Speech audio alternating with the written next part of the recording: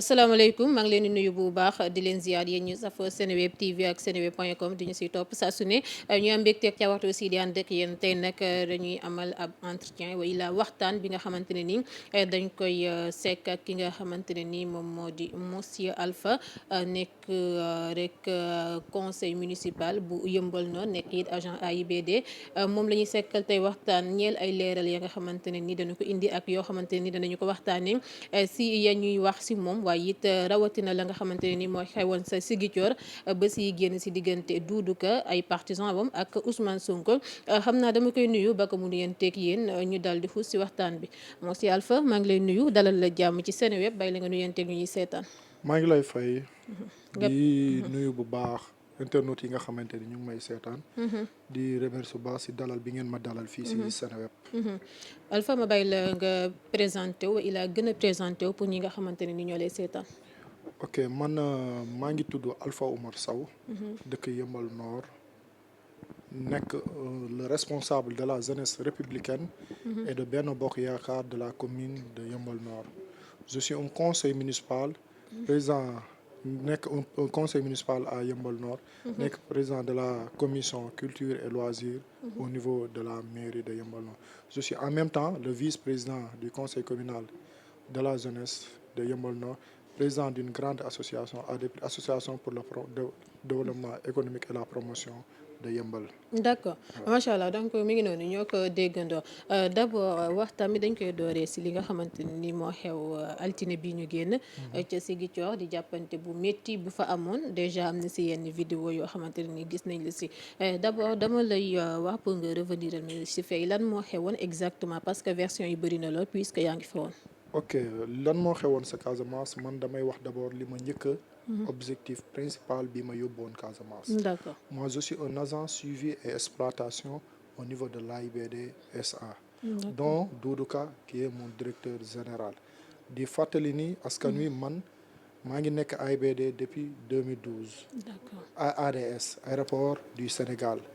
ba nekk fa prestataire nekk un contractuel CDD ba ni ma fay amoo embauche. man du Doudou Ka moo ma yóbbu AIBD. man dama fa nekk prestataire nekk fa am fa CDD ba am fa CDI ñu transféré aéroport bi ma dem fa. kon sa liggéey moo la fa yóbbu. sama liggéey moo ma fa yóbbu Doudou Ka bi mu nekkee DG AIBD matagul 1 an j'étais dans une mission professionnelle ñun ñëpp xam nañ vous n'êtes pas sans savoir que le président Macky Sall a lancé un grand programme muy projet de reconstruction des aéroports du Sénégal. mu bokk ci aéroport bu Cap Skirring bi nga xamante ni moment bii nii dafa tëj pour ay travaux yi nga xamante ni war nañ ko mënee ci piste bi te travaux yi dafa am date limite boo xam ne dañ ko joxe pour mu pare mu commencé il y a de cela 2 semaines ñu demoon foofu xool ndax travaux yi mu ngi dox normal ndax ñu ngi koy dérouler noonu ndax travaux yaa ngi avancé parce que Cap Skirring warul doon aéroport boo xamante ni dafa war a tëj lu yàgg parce que touristes yi bëri nañ na lu fa ñëw. bi ñu demee mission boobu noonu nag vous n'êtes pas sans savoir aussi que dans le cadre du RSE responsable société d'entreprise. le DG Doudou Ka c'est un leader politique à Ziguinchor et c'est mon leader politique aussi. C'est moi qui l'ai choisi comme un leader politique. Macky Sall c'est mon président, Doudou Ka c'est mon leader politique. ma accompagner ko ci cadre programme activité politique yi nga xamante ni tey am na ko biir Ziguinchor. parce que Doudou Ka c'est un Doudou Ka national, il n'est pas un Doudou Ka de Ziguinchor seulement, il est national parce que son mouvement mu ngi fépp ci Sénégal. ma accompagner ànd ak moom tournée.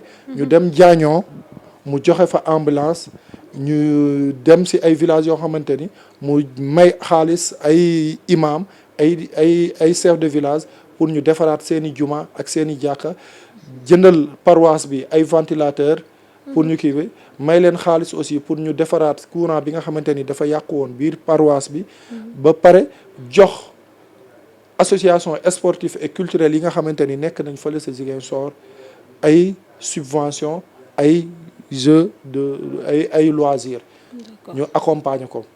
à ma grande surprise lépp ki ñuy wax Ousmane Sonko ñëw foofu noonu muy ci quartier Bukot. di fiefu da ngeen fa daje par coïncidence. waaw di fiefu boobu Doudou Ka n'était pas là-bas sax. d'accord boobu Doudou Ka nekk fa woon Doudou Ka mu ngi woon paroisse ba. di joxe ay ventilo di def du social là-bas. bi mu fa ñëwee fi mu ñëw mun naa wax ni kër Doudou Ka la ñaari kër yi en face la kër gi benn immeuble la te ba ko R+3 ñu jox ko ay locataires dañ ko loué. Ousmane Sonko ñëw foofu noonu si këru Doudou Ka ñëw ne day tenir benn genre méga meeting foofu noonu recevoir ay nit ne xaw ma UNACOIS la xaw ma ñan la déjà sax waa UNACOIS def nañu benn réplique par rapport à la situation loolu ça concerne li UNACOIS man loolu concerne mais ni fa Ousmane Sonko ñëwee laay waxtaan. man je pensais Ousmane Sonko dina def au moins politique u gentleman quoi comme ni mu koy wootee naan je suis jeune mu am élégance au moins su ñëwee yegg si foo xamante ni yow leer na la Doudou Ka dafa am loo xamante ni daf ko fa def nga ñëw saa dugg si kër yi nuyoo jàmm sant ak ñoom dugg def li ngay def jàmm ak salaam mais premier acte bu mu njëkk a posé muy moo xamante ni moo gën a merloo ñi nga xamante ni ñoo dëkk population bu xoot mooy Ousmane Sonko dafa ñëw indi ay 4x4am indi ay oto gaare ko foofu noonu baare yoon bi indi nervi yi taxaw mooy garde corps yooyu taxaw plus de 10 garde corps taxaw encadré koñ bi ñu dugg ñu kii nii population bi ne waa ñun lu xew suñu koñ fii nii. population bi wala ay partisans Doudou Ka. ay partisans wu Doudou Ka. d'accord. ñëw ne lan moo xew suñu koñ bi ñu génn ñu ne Ousmane Sonko. ñu ne non Ousmane Sonko nii lay ñëwee suñu quartier bi fii nii am na droit nag ñëw fu ko neex. gars yi génn ne ñoom. dañuy wone seen sympathie bi nga xamante ni am nañ ko si Doudou Ka ñu génn seen jàmbandoo yi en terme joolaa jàmbandoo di ko woy d'accord di naan Doudou wóole sugulanta di ko woyal Doudou Ka di wane ni Doudou Ka fii Bukot Doudou Ka moom moo ko moom Ziguinchor Doudou Ka moom moo ko moom di woy di fecc rythme bi di neex mais à ma grande surprise nervi Ousmane Sonko yooyu noonu loolu metti leen loolu bi mu leen mettee ñu ñëw nag di woote à la provocation di naan dañuy pousse ñu ne leen bu leen ñu pousse ñun am nañ droit wane comme que moom ñëw na. wanewul élégance ñun dinañ ko won nous on est élégant si Doudou Ka ñu woy di fecc mais ñuy puusante benn garde corps am jékki-jékki dóor mooy bal bi ngay gis si kii dóor benn kii nii ci kaw ma ñëw ma ne ko kon tiire ñu su fekkee ne lii ngeen fi nekkee. tiire leen ñu coow li noonu foofu la commencé. jàmmante yi kii nii. affaire bi ëpp leen doole ñu daw wëkket génn foofu daw xam ni fii nii kat fiefu Doudou Ka la. d'accord mais à notre grande surprise. li ñu gën a metti si d'abord lendemain bi mu xëyee lu mu def muy def un point de presse. balaa may ñëw si point de presse damay masawu coono ñi nga xamante ni blessé wu nañ. jëlee nañ si ay gaañu muy si suñu côté. ak si seen côté yëpp. si seen côté ñaata personnes ñoo am na kenn ku si am blessure. mais léegi. il se porte bien. machallah di masalwu coono aussi. ñële nga xamante ne parce que aussi quoi qu'on puisse dire. Casamance dafa soxla jàmm actuellement. wax dëgg yàlla 40 ans dund nañ ko ci guerre. c'est le moment ñu rétablir la paix. et ñun ñëpp xam nañ le président Macky Sall 2012 en nos jours. bi mu nekkee président ba léegi. jàmm mu ngi daw biir Casamance. te jàmm boobu la ñuy ñaan yàlla bugguñu fitna. kon du nitu fitna moom moo war a ñëw yàlla léegi à notre grande surprise Ousmane Sonko le lendemain. woote point de presse woote point def déclaration mais déclaration Ousmane Sonko bi de A à Z il se victimise il attaque son excellence le président Macky Sall il attaque le directeur général de l'AIBD SA qui est un membre de l'APR nga xamante ni moo rédigé le programme yoonu yekkule de son excellence di ko attaqué si des choses infondées di victimiser wu ba pare di menacer parce que man il m'a menacé nooy defee point de presse di naan doomu jàmbur su ëllëgatee dinañ la daggate dugal la ci sac xoolal terme bu vulgaire boobu bu mu utiliser. parce que nee nañu il paraît que dañu ne yow yaa indi lépp yow la ñuy utiliser yow yaa jiite affrontement bu fa am yëpp il paraît que yow yaa sabab yëpp. bu ñu sukkandiku voilà loolu moom laa lay wax nii nag ñoom loolu la ñu wax man damaa mën loolu man dóorewuma xeexuma mais.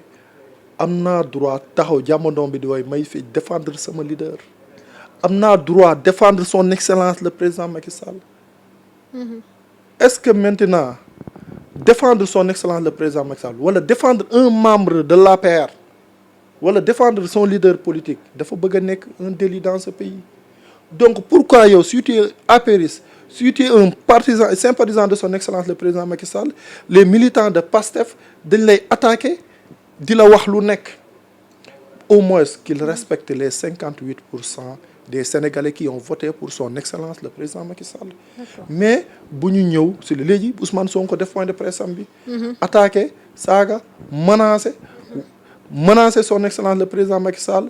di saaga Doudou Ka naan ko man waxuma ak yow sa baay laay waxal xoolal terme yu vulgaire yooyu noonu rek moom kilifa la kuy jiite réew ku bëgg a jiite réew suba warul utiliser ces mots là mu ne man dañ may daggate léegi nag li ma gën a metti dafa mel ni dafa joxe instruction militant Pastef yi pour ñu dem daggati ma si laa jugee may recevoir ay menaces de mort sama téléphone. Combien de menaces? fii sama message am mun naa la ko won nii su la neexee léegi ñu saaga ma menace ñu ne identifier ma ne ma Alpha Oumar Sow la dëkk AIBD lay liggéeyee Yëmbal route de Boune la nekk conseil municipal la fa jeune président Macky Sall la moom la président Macky Sall di yónni pour mu jouer les sales boulots comme moom moo fi attaqué woon Guy Marius Sagna aussi moom la yónni waat pour mu attaqué Ousmane Sonko te alors que loolu c'est faux man xaw ma sax fu ñaaning féete. C'est faux parce que man Guy Marius Sagna bi muy ñëw Yëmbal loolu bi muy ñëw Yëmbal man maa ne Guy Marius Sagna soxla wuñ ko Yëmbal si suñu benn combat parce que moom fu mu dem il attaque le président Macky Sall saaga ko xas ko te ñun soxla wuñ ko loolu nañu bàyyi ñun doomu Yëmbal ñu te am naa si droit ñun doomu Yëmbal lañ mën nañ geeral suñu bopp mais ñoom loolu ñuy def dañuy wane seen bopp ñëw saaga le président pour se faire un nom léegi bi ñu jógee si loolu ma jot menace de mort yi jot naa menace de mort yi jot naa am na benn télé boo xam te dañ ma def plateau spécial wax ma fa lu mel ni xeme exposé fa sama famille léegi nag dafa mel ni militant Ousmane Sonko yi dañoo dégg ni Ousmane Sonko nee na nañ dem daggati kooku ñu may wër fii may wax ak yow nii ñu ngi may wër. ñu ngi lay wër. et dama nekk ci insécurité totale fii ma toll. ba xam ndax saisir nga justice. loolu dinaa ko def dama bëggoon a ñëw ci média yi ba pare. setal sama der ci tuuma yi nga xamante ni teg nañ ko sama kaw. ba pare ma door a saisir mais. j'appelle le ministre de l'intérieur.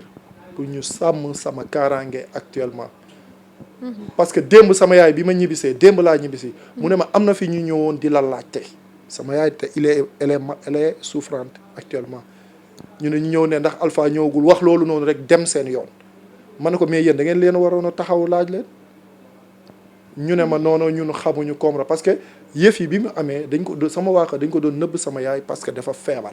D'accord. Léegi j'appelle l'État du Sénégal. Pour ñu veiller à ma sécurité. Parce que nous tous nous savons que les militants de Ousmane Sonko. ay gars yoo xamante ni la injure insulte la ñu xam man nag dama leen di wax. man Alpha j'ai pas peur. je ne suis pas un peureux. il faut que ñu xam ko. tey jii nii man ragaluma. gis nga su fekkente ni défendre son excellence le président Macky Sall dafa doon délit si réew kon de xam naa ni man la ñuy njëkk a décapité comme ni leen seen leader parce que je continuerai à défendre son excellence le président Macky Sall je continuerai à accompagner le leader Doudou Ka si fépp foo xamante ni dafay dem di politique.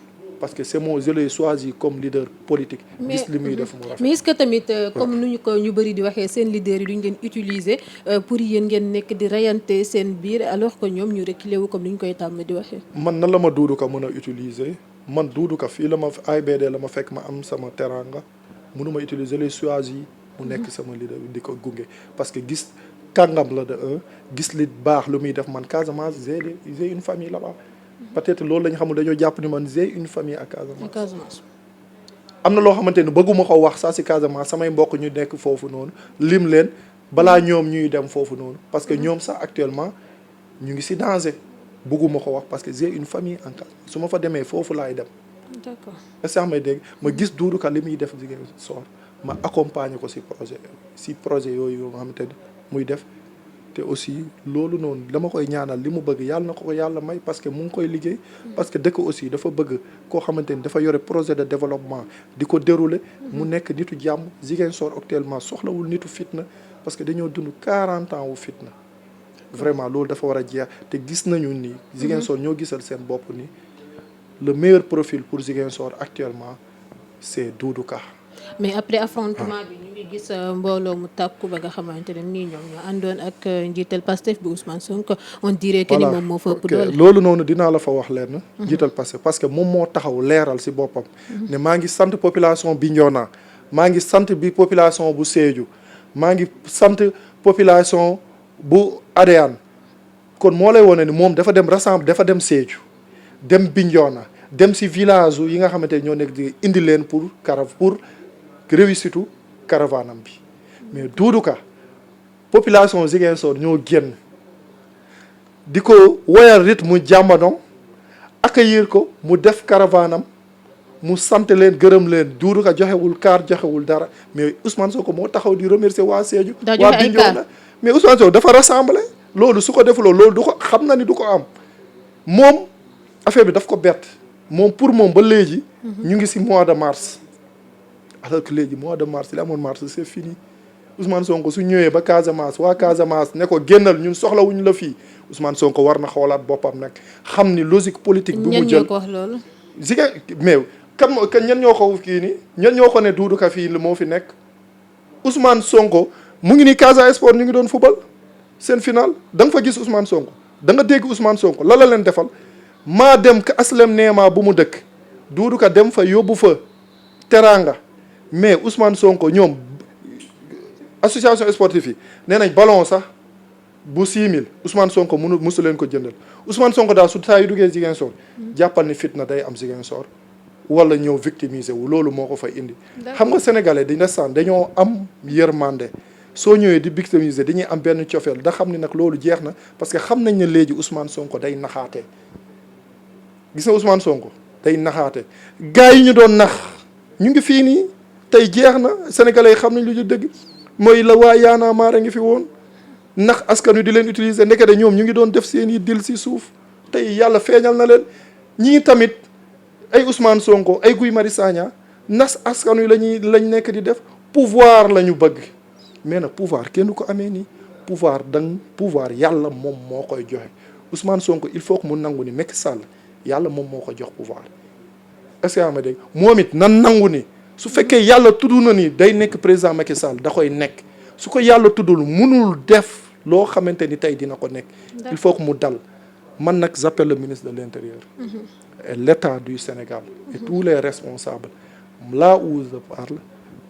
la diaspora ñu ngi may menacer Tunkara en personne mu ngi États-Unis mënuma ko envoyer foofu plainte parce que moom moo njëkk a vilipender sama famille jël sama photo yekk ma lu mel ni xeme lan la yëg lu mel ni xeme moom moo njëkk a vilipender jël sama photo ne man je suis un nervi man la état di utiliser pour jouer les sales boulots man je ne suis pas un nervi je suis un professionnel de l'aviation civile. léegi Tunkara moom da ngeen xamante. xamante wuñu sama page Facebook la dugg. d'accord jël samay image samay photo jël ko utiliser ko ñëw comme ni ñuy def rek ñoom li ñuy wax yëpp. du dëgg di créer ay wax di kii léegi nag loolu laa ñëwoon doon seetal képp ku ma xam. man je ne suis pas un nervi je suis un professionnel de l'aviation civile. je suis un cadre au niveau de l'AIBD SA. Doudou Ka yóbbuwuma AIBD Doudou Ka foofu la ma fekk. AIBD dama fa nekk aéroport Sénégal dama fi nekk prestataire am fa CDD ba yàlla def tey ma am CDI. d'accord Alpha loolu leer na. mais seetlu nañu aussi ne tuuma yi bëri na lool terroriste tuumal aussi nervi ne dañ lay utiliser pour ngay donc pour les sales boulots comme ni nga ko waxee yéegi tuuma yooyu yëpp lan moo ko waral kon à chaque fois ñu di ko gàcc sa dodd. c'est mon engagement et ma détermination envers son excellence le président Macky Sall rek moo waral tuuma yi. loolu rek ko waral. waaw te man képp ku ma xam na je suis un militant engagé envers son excellence le président Macky Sall. d'accord loolu leer na fi mu ne nii naka nga fas yéene def ak ñi nga xamante ni ñoo taxaw temb di lay tëkk. ñi may taxaw temb yor naa image yëpp. yor nga image. yor naa lépp am na si ñoo xamante ni diaspora lañ nekk ñooñu seen affaire après la mais ñi nekk fii ak journaliste boobu nekkoon si femme boobu noonu nekkoon si plateau boobu xam naa ne yow seetaan ko di ma vilipender di wax lu amul. dinaa ko war ni dëkk bi am na yoon ñun yoon la ñuy doxal ñi may menacer nekk fii nii dégg naa ñu ngi tenir ay réunion fi ma dëkk pour jéem a liquider maa ngi lay xaar dinañ xam ni man yëmbal laa juddoo fii laa yaroo fii laa màggee ëpp ñu ma fi mbayoo ragaluma li ma leen waxaat maa ngi leen di xaar mais aussi mais aussi damay lancer alerte rek. moo tax ma ñëw di setal sama bopp.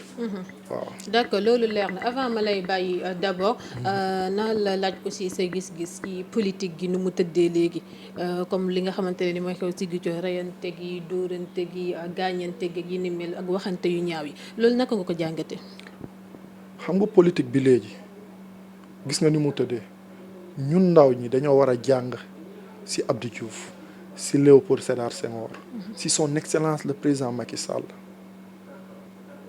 ci Ablaye Wade woote dialogue ànd booloo doon benn Ablaye Wade ñaata yoon la fi dugg ci nguuru Abdou Diouf génnaat Idrissa Seck dem na ba kii ni ñooñu noonu ñooy ay leader ay Ibrahima Fall ñooñu c'est des leaders ay Landing Savané ñooñu c'est des leaders mais Ousmane Sonko vraiment fitna yi fi am yépp moment yii nii ci politique u Sénégal Ousmane Sonko moom moo ko indi parce que il appelle à l'insurrection ci kaw Adji Sarr bi mu ngi nii moo ne population bi génn leen ba 14 morts am ci ñu koy jël ci gis nga ni mu def kii ni mel ni dañ ko monté di jouer film xoolal tey ñooñu dem yàlla na leen yàlla yërëm te xaare leen aljana xoolal fitna boobu ba pare newaat beneen mars dina fi amaat ngay def yooyu noonu di woote à l'insurrection di taxawaat keroog Ziguinchor aussi di naan doomu jàmbur yow di nga ko dagati vraiment je suis désolé Ousmane Sonko dama koy woo pour mu jàng ci ñooñu politique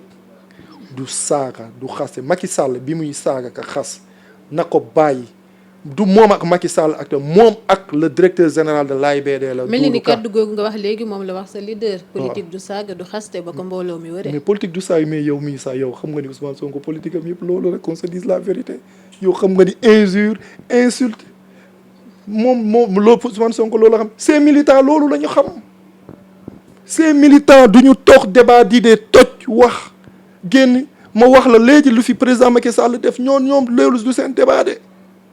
sàcc na kii sàcc la kii fenkat la kii lii la ñoom loolu mooy seen débat politique loolu mooy seen débat yow jëlagoo réew mi indi fitna fii yëpp ci réew mi yow jëlagoo réew mi naan bis boo jëlee réew mi di nga tëj nii di nga tëj naa ñun Sénégal bëruñu ñun fii nii Cheikh Ahmadou Bamba moo fi ne ñoom maam Alaaji Maalik ñoom maam Limaamu Laay ñoom El Hadj Omar Foutiyou Tall ñooñu dañ fi saxal jàmm lañ bëgg ci réew mi ay Ousmane Sonko ngir yàlla dañ lay ñaan nga defal ñu jàmm suñu réew politiku jàmm tey tax nga ba jeunesse bi yépp nekk ay activistes ndax wax yu dul dëgg yi nga xamante ni tey Ousmane Sonko da koy wax tey tax na ku jóg rek ne activiste la maintenant activisme c'est du business dans ce pays moo tax waaw si naka ana activistes yi fi nekkoon ñu jàpp leen ci ay naka su dul noonu te pourtant askan wi dañ leen a gëmoon jox leen nopp ñuy dugal ci bopp nit ñi xam nga léegi même élèves yi ci classe première terminale yi professeurs yi dañuy nekk ci classe bi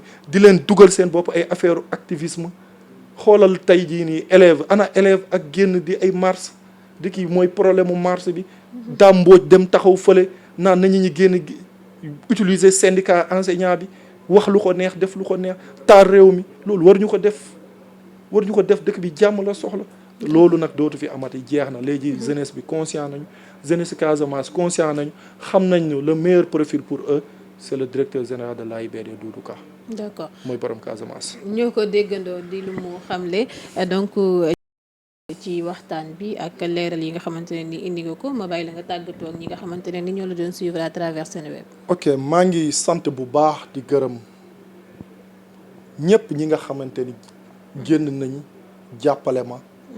wane seen sympathie ci man par rapport ak problème yi bi mu amee ba léegi ñu ngi taxaw di ma woot ñi may woo téléphone ñi may envoyé message ñi ñëw sama kër di laaj sama kër nan laa def ndax maa ngi ci jàmm ba ci diaspora bi ñu may woo téléphone di ma wax parce que ñoom xam na ni man du ma un nervi man sama xol bi ni ñëpp jàmm laa leen yéene di sant bu baax aussi population wu Casamance vraiment population wu Casamance population yu discipliné na lañ population yu yaru lañu population yu mën a teral gan lañu population yu baax lañu parce que loolu lañ fa wane keroog te Ousmane Sonko mënoon na fa génne neneen mais non ñoom dañoo ñëw woy fecci wane seen sympathie envers le leader Doudou Ka mais Ousmane Sonko moo fay ñëw maa ngi sant yéen it waa Sen TV vraiment vous êtes en train waa Seneweb maa ngi leen di sant di leen gërëm parce que yéen a ngi liggéey bu am solo fii si réew mi. si plateau bi ngeen ma may pour ma éclaircir lanterne Sénégalais yi par rapport ak situation bi nu mu demee. maa ngi leen di sant di leen gërëm. jërëjëf ñu ngi lay sant di la gërëm aussi Alpha Oumar Sow